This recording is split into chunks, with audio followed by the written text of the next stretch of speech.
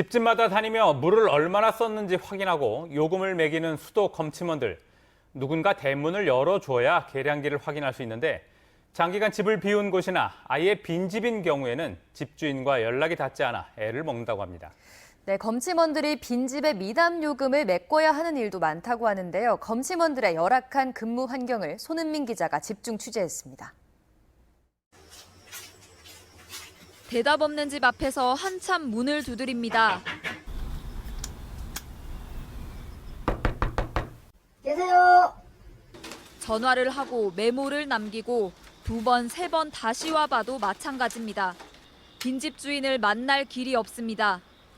원주인하고 대답은 안 맞는 경우가 거의 대부분이에요. 계속 빈집이니까 쪽집 줄 수도 없고 해도 뭐 연락도 오고. 수도 계량기가 대부분 집 안에 있어 집주인이 문을 열어주지 않으면 검침할 수 없습니다. 밤 장사를 하는 가게에는 해가 진 뒤에 다시 옵니다. 평일에 못하면 주말에도 나와야 합니다. 한 명이 맡는 검침은 한 달에 평균 2,000곳.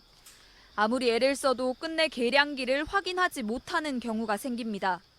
문을 딸 수도 없고 담도 못한 넘으니까 확인이 안 되는 거죠. 앞집 옆집 다 물어봐도 그 집 주인 대답을 알 수는 없지 않습니까?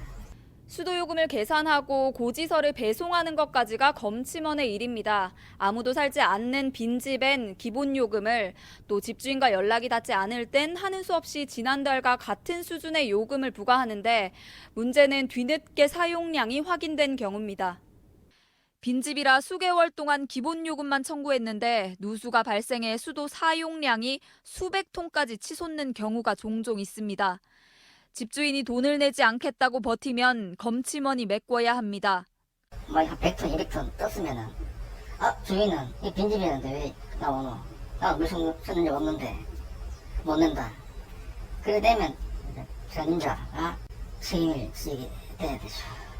검침을 제때 하지 않아 요금 폭탄을 맞았으니 돈을 보태달라는 사람도 있습니다. 적게는 몇천 원에서 많게는 100만 원을 넘기기도 합니다. 최근 검침원 A씨는 미납 수도요금 19건 340만 원을 대신 냈습니다. 고지서를 쭉 보면서 해결하라고 하더라고. 교양도 없었고 쫄아있는 상태에서 은행 가서 쭉 납부를 다 했죠. 200만 원을 조금 넘는 월급으론 모자라 대출까지 받았습니다. 그래도 해결해야 할 요금이 1,100만 원 남았습니다. 상수도 사업소는 A씨가 불성실해서 생긴 일이고 대납을 지시한 적은 없다고 설명했습니다. 검침안한 부분을 잘못을 인정했기 때문에 자기가 자발적으로 돈을 낸 것 같습니다. 대납해주고 이거는 절대 없습니다. 없고 지 돈으로 밑가락하는 적도 없고.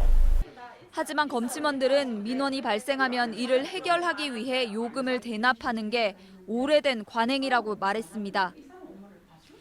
업무 지침에 검침원의 고의나 과실로 집주인에게 손해를 끼칠 경우 손해배상을 청구할 수 있다는 조항이 있기 때문입니다.